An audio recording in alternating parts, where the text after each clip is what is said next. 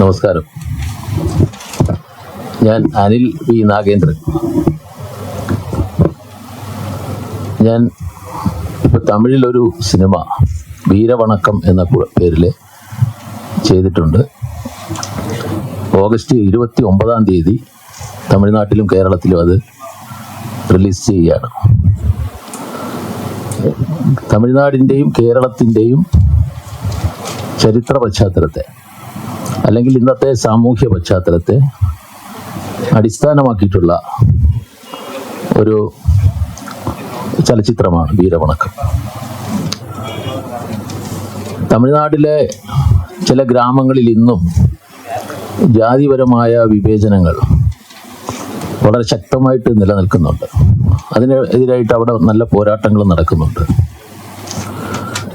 ഒരു കാലത്ത് കേരളത്തിലും സാമൂഹ്യമായിട്ടുള്ള ഇത്തരം അസമത്വങ്ങൾ നിലനിൽക്കുകയും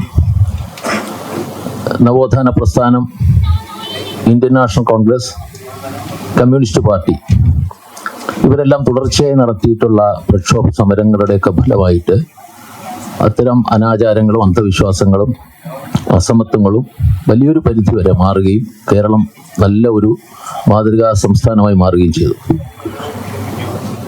നവോത്ഥാന പ്രസ്ഥാനത്തിന് ശേഷം ഇന്ത്യൻ നാഷണൽ കോൺഗ്രസിന് തുടർച്ചയായി കേരളത്തിൽ കമ്മ്യൂണിസ്റ്റ് പാർട്ടി നടത്തിയിട്ടുള്ള വമ്പിച്ച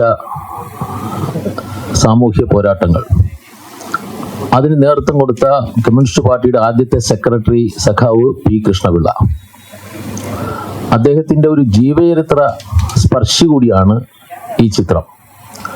ഞാൻ ആദ്യം സംവിധാനം ചെയ്ത വസന്തത്തിൻ്റെ കനൽ വഴികളിൽ സഖാവ് കൃഷ്ണപിള്ളയുടെ ഒരു ജീവിതത്തെ കാണിക്കുന്ന ഒരു ചിത്രം കൂടിയായിരുന്നു. എന്നാൽ അദ്ദേഹം വിവാഹം കഴിച്ചിരിക്കുന്നത് തമിഴ്നാട്ടിൽ നിന്നാണ്.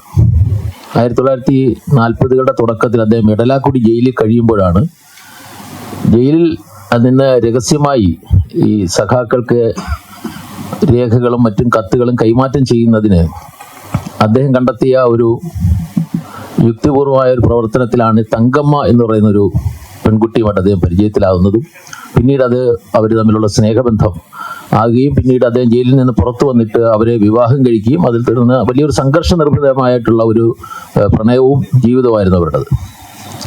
അതെല്ലാം ചേർത്തുകൊണ്ട് വസന്തത്തിൻ്റെ കനൽ വഴികളിൽ എന്ന ചിത്രത്തിൻ്റെ 2ാം ഭാഗം ആയിട്ടാണ് ഈ തമിഴ് ചിത്രം ചെയ്തിരിക്കുന്നത്. തമിഴിൽ സ്വാഭാവികമായിട്ടും ഇന്ന് നിൽക്കുന്ന ഒരു ഗ്രാമത്തിലെ ജാതിപരമായ പ്രശ്നങ്ങളെ അവിടെ അത്തരം പോരാട്ടങ്ങൾക്ക് നേതൃത്വം കൊടുക്കുന്ന രാജമഹേന്ദ്രൻ എന്ന് പറയുന്ന ഉയർന്ന ജാതിയിൽ തന്നെ പെട്ട ഉൽപ്പതിഷ്ണുവായിട്ടുള്ള ഒരു കഥാപാത്രമുണ്ട്. ആ ഗ്രാമത്തിലെ ഒരു ദളിത് ചെറുപ്പക്കാരനെ ഉയർന്ന ജാതിയിൽപ്പെട്ട ഒരു പെൺകുട്ടി പ്രണയിക്കുന്നതുമായി ബന്ധപ്പെട്ട് സംഘർഷം ഉണ്ടാകുകയും ഈ ദുരഭിമാന കൊല പോലുള്ള സംഭവങ്ങൾ ഉണ്ടാകുകയും ചെയ്യുന്ന പശ്ചാത്തലത്തിൽ ഈ രാജമഹേന്ദ്രൻ എന്ന് പറയുന്ന വ്യക്തിയുടെ ഇടപെടലുകളും അദ്ദേഹത്തിൻ്റെ മുത്തച്ഛൻ ഇടലാക്കുടി ജയിലിൽ ഇന്ത്യൻ നാഷണൽ കോൺഗ്രസ് നേതാവായിരിക്കെ സ്വാതന്ത്ര്യ സമരത്തിൽ പങ്കെടുത്ത് ജയിലിൽ കഴിയുമ്പോൾ പി കൃഷ്ണപിള്ളയോടൊപ്പമാണ് മുറിയിൽ കഴിയുന്നത്, ഒരു ജയിലിൽ കഴിയുന്നത്. അങ്ങനെയുള്ള ബന്ധത്തിൻ്റെ ഭാഗമായി ഈ പിൻതലമുറയ്ക്കും കൃഷ്ണപിള്ളയുമായിട്ടും അദ്ദേഹവുമായി ബന്ധപ്പെട്ട ആളുകളുമായിട്ടൊരു സൗഹൃദം കേരളത്തിലുണ്ട്.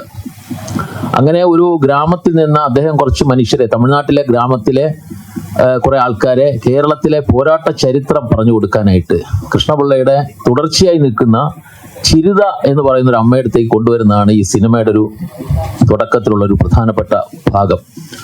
ആ അമ്മയായിട്ട് അഭിനയിക്കുന്നത് 97 വയസ്സുള്ള ചിരിതയായിട്ട് അഭിനയിക്കുന്നത് ഇന്ന് ഇപ്പോൾ 94 വയസ്സുള്ള PK മേദിനി എന്ന് പറയുന്ന നമുക്കെല്ലാവർക്കും ആരാധ്യയായിട്ടുള്ള വിപ്ലവ ഗായികയാണ്. ഗംഭീരമായ പ്രകടനമാണ് മേദിനി ചേച്ചി നടത്തിയിരിക്കുന്നത്. ഇതിൽ പി കൃഷ്ണപിള്ളയായിട്ട് അഭിനയിച്ച ആദ്യ ചിത്രത്തിൽ അഭിനയിച്ച സമുദ്രക്കനി തന്നെയാണ് വീണ്ടും കൃഷ്ണപിള്ളയായിട്ട് അഭിനയിച്ചിരിക്കുന്നത്. ആദ്യ സിനിമയുടെ കുറച്ച് ഭാഗങ്ങൾ നമ്മൾ ഫ്ലാഷ് ബാക്ക് ആയിട്ട് കാണിച്ചിട്ടുമുണ്ട്. ഒരു 10 വർഷം മുമ്പ് ഇറങ്ങിയ ചിത്രമായതുകൊണ്ട് തന്നെ സ്വാഭാവികമായിട്ട് പുതിയ തലമുറയിൽപ്പെട്ടവർക്ക് അത് കുറച്ചുകൂടെ അത് മനസ്സിലാക്കാൻ സാധിക്കുന്ന തരത്തിലാണ് അത് ചേർത്തിരിക്കുന്നത്. സമുദ്രക്കനിക്കൊപ്പം ഭരത്താണ് ഈ രാജമഹേന്ദ്രനായിട്ട് അഭിനയിക്കുന്നത്. ഇവർ രണ്ടുപേരും ഒന്നിക്കുന്ന ആദ്യത്തെ ചിത്രം കൂടിയാണ് ഈ വീരവണക്കം. ചിത്രത്തിലെ ഭരത്തിനും സമുദ്രക്കനിക്കും ഒപ്പം പ്രധാനപ്പെട്ട വേഷം ചെയ്യുന്ന 3 നായകന്മാരിൽ ഒരാളാണ് എൻ്റെ ഇടതുവശത്തിരിക്കുന്ന റിതേഷ്. കാസർഗോഡ് സ്വദേശിയാണ്. തമിഴില് വളരെ ശക്തമായ ഒരു കഥാപാത്രത്തെ അവതരിപ്പിച്ചുകൊണ്ട് ആദ്യമായിട്ട് അരിസ്റ്റോ സുരേഷ് തമിഴിൽ വരികയാണ്. നമ്മൾ അരിസ്റ്റോ സുരേഷിൽ നിന്ന് സാധാരണ പ്രതീക്ഷിക്കുന്ന ഒരു ക്യാരക്ടറെ അല്ല വീരവണക്കത്തിലുള്ളത്. തീർച്ചയായിട്ടും ആ സിനിമ കാണുമ്പോഴത് മനസ്സിലാവും. അത്ര വളരെ ഡീപ്പായിട്ടുള്ള ഇമോഷൻസ് കൊടുത്തുകൊണ്ട് തമിഴിലെ ഇപ്പൊ 2 പ്രിവ്യൂ ആണ് ഈ സിനിമയ്ക്ക് ഇപ്പം നടന്നത്. ഒന്ന് തിരുവനന്തപുരത്ത് എല്ലാ രാഷ്ട്രീയ കക്ഷി നേതാക്കളും പങ്കെടുത്തുകൊണ്ട് തിരുവനന്തപുരത്ത് ഒരു പ്രിവ്യൂ നടത്തിയിരുന്നു. തമിഴ്നാട്ടിലും അതുപോലെ നടന്നു. ഈ 2 സ്ഥലത്തും വന്ന സർവ്വകക്ഷി നേതാക്കളും മാധ്യമപ്രവർത്തകരും. ഇവിടെ ഇനി മാധ്യമങ്ങൾക്കായിട്ട് നമ്മളൊരു ഷോ പ്ലാൻ ചെയ്തിട്ടുണ്ട്. അപ്പോൾ അവിടെ വന്ന അഭിനന്ദനങ്ങൾ തന്നെയാണ് ഈ ചിത്രത്തിന്റെ ഒരു കരുത്ത്. തമിഴ്നാട്ടിൽ ഈ സിനിമ വിതരണം ചെയ്യുന്നത് തന്നെ റെഡ് ജയന്റ് ആണ്, തമിഴിലെ ഏറ്റവും വലിയ വിതരണ ഗ്രൂപ്പാണ്. ഇവിടെ സിനിമ വിതരണം ചെയ്യുന്നത് തിയേറ്റർ ഉടമകളുടെ സംഘടനയായിട്ടുള്ള ഫിയോക്കാണ്. അപ്പോൾ ഇത് തന്നെ അവർ നമുക്ക് നൽകിയ പ്രോത്സാഹനം തന്നെ ചിത്രത്തിന്റെ ഏറ്റവും വലിയൊരു അംഗീകാരമായിട്ടാണ് ഞങ്ങൾ കാണുന്നത്.